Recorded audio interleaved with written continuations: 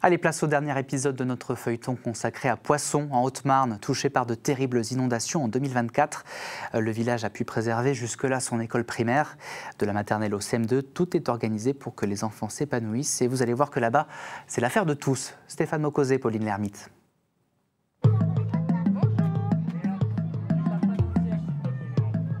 Pour le vocabulaire, ça va être les évaluations nationales.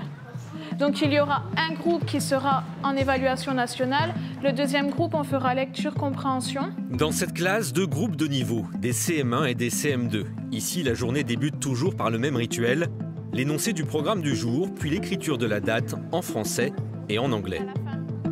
Est-ce qu'un CM2 veut noter la date en anglais? Déborah Kessler est une jeune professeure des écoles. Elle intervient dans plusieurs communes.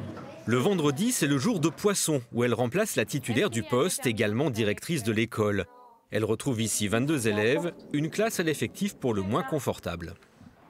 C'est suffisant parce qu'après, plus ça commence à être compliqué, surtout qu'il y a beaucoup de corrections. Entre les corrections, les préparations, puis même pour le suivi individuel des élèves, plus de 22 élèves, ça va commencer à être compliqué.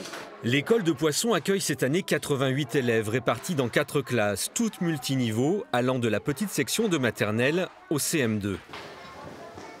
Alors, c'est une école un petit peu atypique parce que en fait, la mairie a acheté des bâtiments au fur et à mesure que les classes ont augmenté.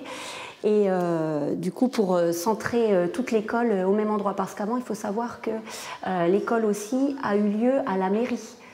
Donc il y avait deux espaces différents. Donc le fait de racheter des bâtiments, ça a permis de vraiment faire une école centralisée. Ici, il faut s'adapter, car d'une rentrée à l'autre, le nombre d'enfants à scolariser peut varier. Il y avait moins de 50 élèves et 3 classes en 2016, puis il en a fallu 5 pendant quelques années, avant de retomber à 4 classes en septembre 2024. Riz, sauce tomate, omelette. L'école couvre 3 communes, Poisson, Noncourt-sur-le-Rongeant et Suzannecourt. Pour la plupart des petits écoliers, il est difficile de rentrer à la maison à midi. Du coup, la moitié des élèves mangent à la cantine.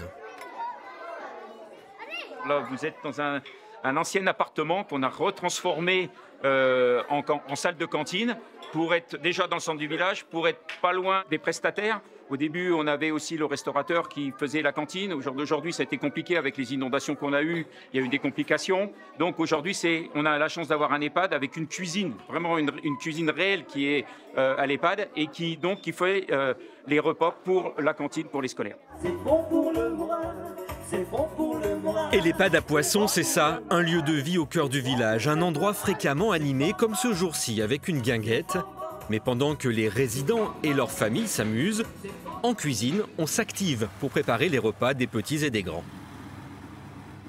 En cantine, au niveau scolaire, ils ont l'obligation d'avoir un menu végétarien une fois par semaine, donc on s'adapte à leurs demandes aussi et voilà. Mais parfois, petits et grands mangent la même chose en fait. Oui, ça arrive. Mais ça arrive. C'est juste la quantité qui diffère, quoi. Mais alors, est-ce que c'est bon à la cantine? Retour à table avec les premières impressions de ces critiques gastronomiques en culotte courte. Là, on vient juste de commencer l'année, donc c'était bon, mais des fois, il y aura des épinards et j'aime pas trop ça. Et qui sait si Louise ne va pas en planter des épinards cette année?